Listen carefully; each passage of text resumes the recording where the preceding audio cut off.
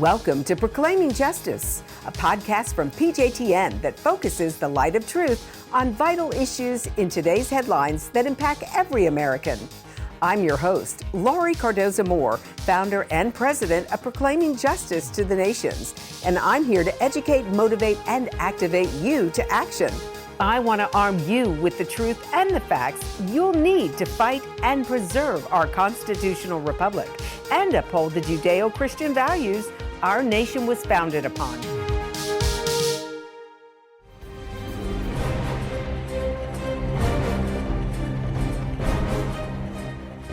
One of the fundamental Zionist concepts is Hityashvut, which means settling the land. In the early 1900s, it was Jews with this spirit that came to reestablish Israel as their home. One young Israeli woman saw the need to bring that spirit back to the next generation, and thus Kedma was born. Hello, and thank you for joining me today on Focus on Israel. Like most Americans, I began to ask a lot of questions about what happened to our country following 9/11. As I read and talked to experts, the issues of radical Islam and the attacks on America and Israel became extremely personal to me. I realized that Israel is facing threats from nearly every corner, from Iran's nuclear weapons program, from terrorist groups such as Hamas, Hezbollah, Al-Qaeda, and ISIS. I also saw how much of the world comes against the Jewish state. The UN and the world continue to demand the creation of a Palestinian state, a terrorist state, on Israel's doorstep. Now we see a rise of global anti-Semitism, as it seems we're heading closer to the biblical prophecy of Armageddon in the Middle East. So if you're a Christian, why should you care? Many Christians believe that as the Jews rejected Jesus, then God has rejected them. This replacement theology is growing as many Christians believe they have replaced the Jews in God's prophetic plan. If you truly believe the Bible is the Word of God, then you know that when He speaks of Israel, He is speaking about the land of Israel and the Jewish people, not the church. The mission of this series and PJTN is to educate and equip you so that you can share this truth with your family and friends.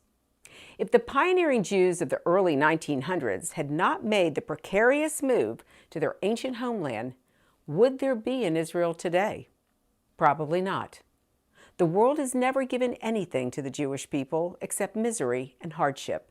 And the very idea of the UN voting for Israel's reestablishment in 1948, well, a miracle indeed. Dare I say, nothing even close to that would come from the UN or any other international body today. But a country is truly defined by its borders, and maintaining those borders cannot always be done through military force alone. It takes people. Tira L. Cohen witnessed rockets from above and tunnels from below threatening Israel's southern and northern border communities in 2014. But where most Israelis just saw threats, Cohen saw a need, and so she took action to jumpstart the creation of communities of young people around Israel's borders. She called her young Zionist initiative Kedma Hityashvut. The initiative was designed to benefit the strategic needs of her country, as well as the economic, social, and ideological needs of her peers.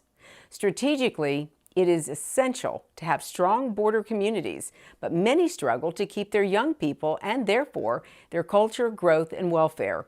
With a grant from the Israeli government, Cohen started by founding a student village in Ma'ale Ephraim in the Jordan Valley. The abandoned community was built after the 1967 Six-Day War, but left behind after experiencing intense terrorist attacks during the First Intifada in the late 1980s and early 1990s. As a doctorate student of Zionism and community building at Hebrew University of Jerusalem, she continues to learn about and draws inspiration from Israel's early pioneers, both in philosophy and action. In 2015, she received the Moskowitz Spirit of Zion Award, which is given for new initiatives to young Israelis with vision who recognize the need to stand up and be counted. I had a chance while in Israel to talk with Tira L. about how Kedma has proven beneficial for her, her students, and her country.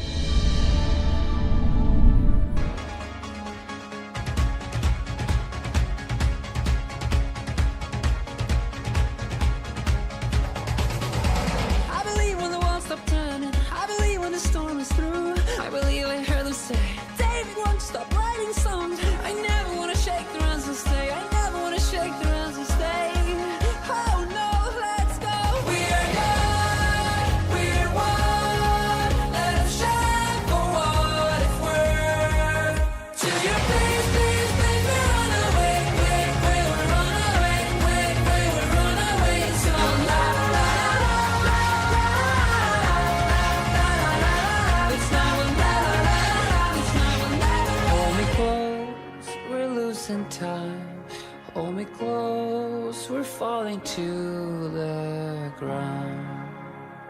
I dreamed about my step, my Aliyah to Israel since I was a kid. And actually the first student village, which is here in Ma'ale Ephraim in Jordan Valley, started 5 years ago. We were a group of young students, Israelis. My parents made Aliyah from Paris in the 80s. They came to Israel when Israel wasn't Israel of today. It was a very challenging move to move from Paris to Israel. And they did it because they believed in Zionism. They came here when they were 18, alone, as lonely soldiers. I grew up on this big inspiration of a big move, a big ideological move that changed their lives and our lives as families. And the first time I came to beautiful Jordan Valley, I felt that this was my Aliyah to Israel. It was my step towards Zionism.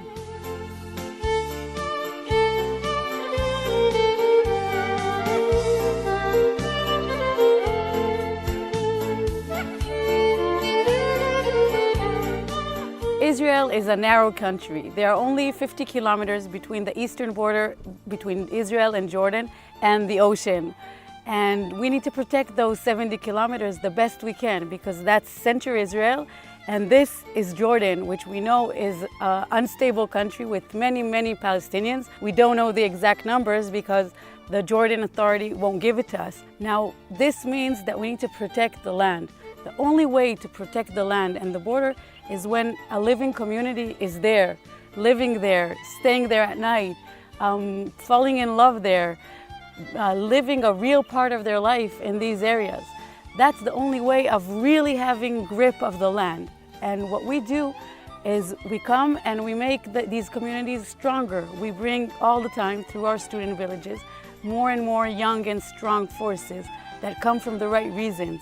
This is the responsibility of our generation to settle the eastern border, to settle Jordan Valley, to settle the Lebanon border, to settle the Gaza Strip border.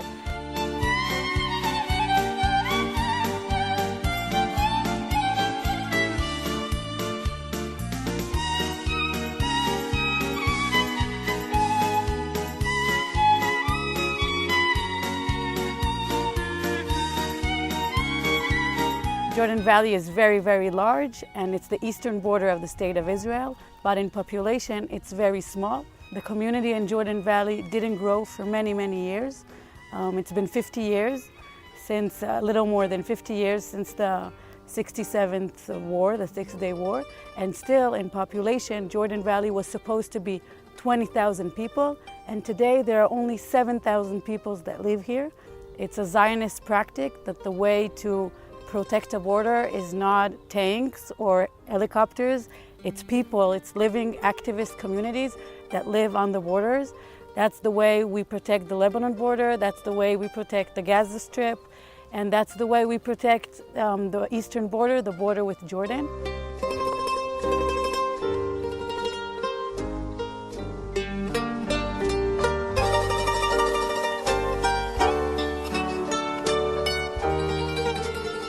On the Lebanon border, we see communities that are an average age 73, 75.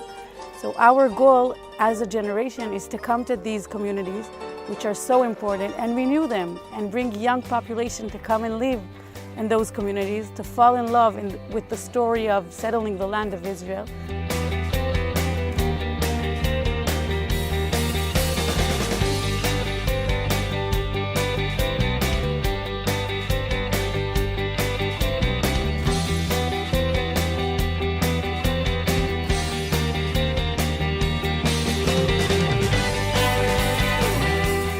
My goal is to create 18 communities of young Israelis that come and strengthen the land of Israel in the frontiers, 6 in the eastern border, which we already have built in the last 5 years, 6 in the Galilee border, which we just started on doing. We have 2 communities there already, and 6 in the Gaza Strip border, in which we already have our first community that was just brought up. These areas are strategic to the security of the state of Israel, and I believe also to the spirituality of saying, this is Israel, this is the Jewish people, this is our land. When we come to those areas which are crucial to the state of Israel, we see that many times the communities of the kibbutzim are small. The communities are supposed to be at least 400 families each community, and many times there's elderly population, there's the young generation that fled away because of all the security issues, because of all the economic challenges. What happens is the students come, they become a part of the population, they live here, they feel that they belong, they take responsibilities through their volunteering. These young people are Zionists, and the Student Village is the platform to come and fulfill themselves for the state of Israel.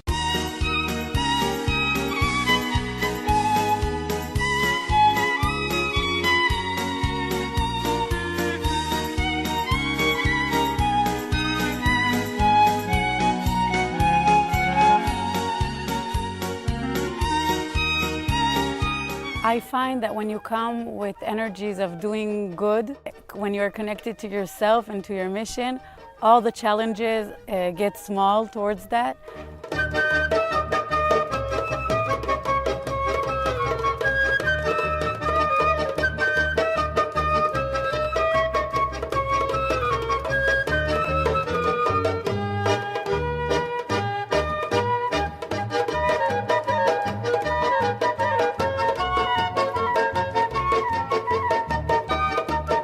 I believe in our right to be here, not only historically, but also spiritually.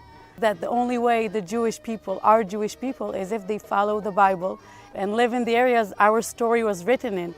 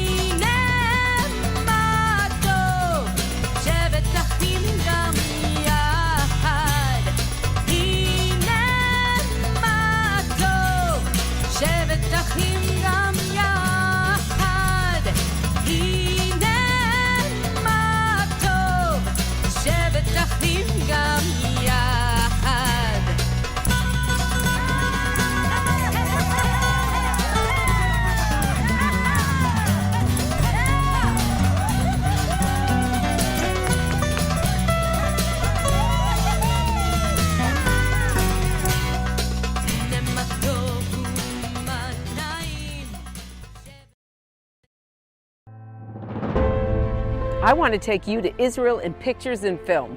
I want you to see how God's sovereign hand can be seen before our eyes right here in this land.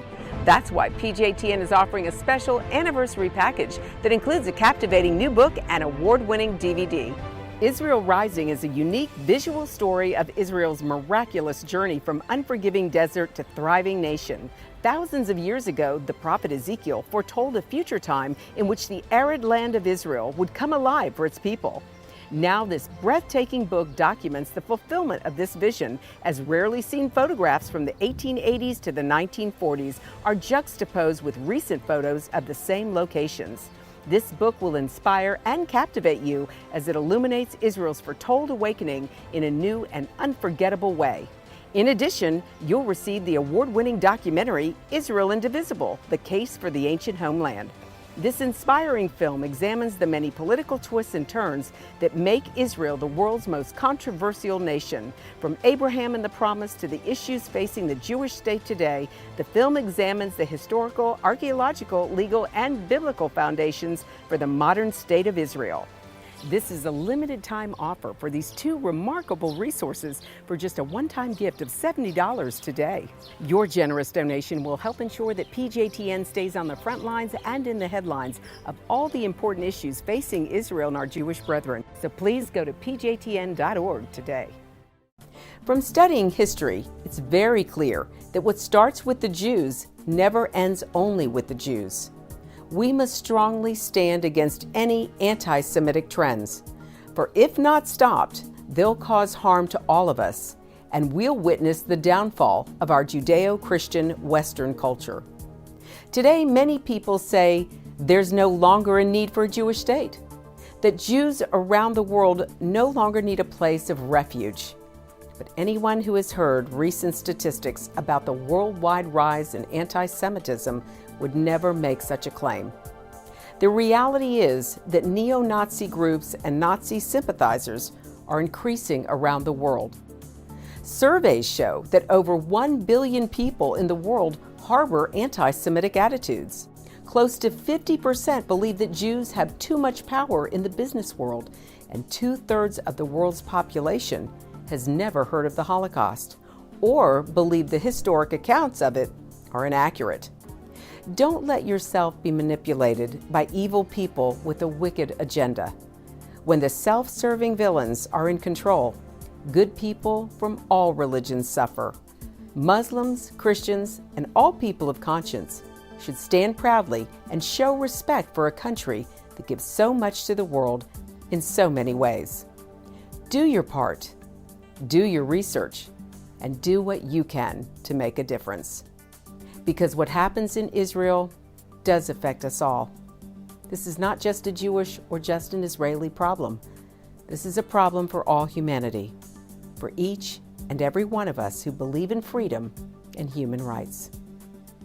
Learn more about what you can do at pjtn.org. Of course, without the student volunteers, Kedma would not exist. For students living in the villages, their lives take on new meaning with their volunteer work as they become the real security of Israel. Between 30 to 50 students live at each student village, and the close-knit vibe is important to creating communities reminiscent of Israel's early pioneering communities. Its members reflect the new Israeli Jew of agricultural types, powerful men and women who play an active part in industry while excelling academically as well. In exchange for the students' subsidized housing, the students are required to volunteer 300 hours per year, 120 hours of mapping the community's needs and building answers to those needs, 120 hours of social entrepreneurship, and 60 hours of building an internal community on the student village through cultural events and group learning. For many, after settling as students on Israel's frontiers, an estimated 70% of them choose to stay on Israel's frontiers after leaving the student villages. Kedma has nurtured 300 young Israelis into potential leaders who understand that their nation's interests and their interests are aligned. Tira El believes change comes from young people devoted to their mission. This is something special in Israeli society and DNA, and that's how Israel was built. I had a chance to speak with a few of the students during my visit to one of the villages. The first Kedma program is the Student Village program, which takes students, instead of living on campus, to live in the frontiers of the State of Israel. The students volunteer, they get a scholarship, and our goal is to give them a scratch, which will make them want to stay and live in these beautiful, important areas of the frontiers of the State of Israel. Another program we have is a pre-army program. It's called the Shnat Shirut program, which is young Israelis from all over the State of Israel. They come for a year of volunteer. They work in agriculture in the morning, helping Israeli farmers to work the land. So they work with date trees and with olive trees, depends on the season, helping the farmers with Israeli Jewish hands building the land of Israel and working it. And in the afternoon, they work in the communities with the kids and the youth, helping them connect to the Zionist story and to their mission in settling the land. I didn't want to go straight to the army. I felt like I need to get more for myself, get more ready for the army, and I thought that was the best way to work the land, to learn how to be more productive, and I came here. I thought that if I won't come here, nobody else would come here, and it's my responsibility, it's my land, and I gotta defend it and work it. I grew up in Hebron, and I was very religious, but I lost my yarmulke. It's my faith that I will come here and work here because that's our father's land. I love the land, I love the people. I came here because I think it's important to be here, to protect this land, because it's a great land and it's ours. So the reason I'm in this program and I wanted to be in it is because I wanted 1 year that I wouldn't think about me and what I get out of it, and just give. Like my father, he's part of the family, the first one who did the kibbutz and everything, so I wanted to do something like them, like they inspired me. To do something like agriculture that usually in this industry you wouldn't get to do it. So it's something special, and you get the views and the place that you will never see, and the experience, and to live with 9 teens that my age and to have experience. It's important to me as a Jew because this is our land, and this part of the land is usually not with Jews, it's with all mixed and everything. So I wanted to come here and be the part of who brings other Jew, or maybe like help the agriculture and the farmers here so they won't quit, because it's very hard in Israel to do those stuff, especially here, and not to take Palestinians or Thailand to work. So we're here to do the work. I joined Kedma basically because I felt like I wanted to make a change after about 12 years of learning and going to school basically. I felt I was only taking things and were given things, basically people fed me my whole life. And I just wanted that 1 year where I can give and where I can feel like I'm making a change, making a difference and helping people. I've been involved in the program of Kedma for about 2 months now. We've started 2 months ago. Kedma changed me as a person. I feel like it made me realize more carefully who I am and what I should do, where and when. Very importantly, it taught me how to reach to other people, talk to them, how to in some way persuade them that this place, the Jordan Valley, isn't a wasteland. People look at it as if it's a deserted desert. And this place is full of life and people just trying to make a change.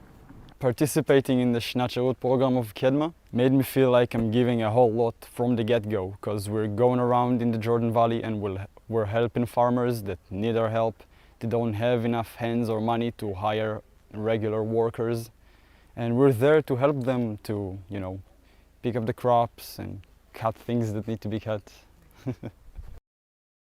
We hope for good years, and we believe that our goal is to do our mission with humbleness and being brave and continuing every day again and again. So I have a big belief on walking on this path.